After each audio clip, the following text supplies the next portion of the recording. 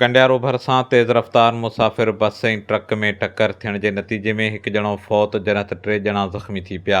मिलियल तफ़सीलनि मूजिबि क़ौमी शाहराह ते टूल प्लाज़ा वटि टैक्स ॾियण लाइ बीठल ट्रक सां पोयां खां ईंदड़ तेज़ रफ़्तार मुसाफ़िर कोच टकराइजी वई, जंहिंजे नतीजे में कोच में सवार क्लीनर मोहम्मद फराज़ थॾे ते फ़ौत थी वियो, जॾहिं त हादसे में 3 ॼणा मोहम्मद तारिक, हमज़ा, मोहम्मद फ़ाइज़ ज़ख़्मी थी पिया।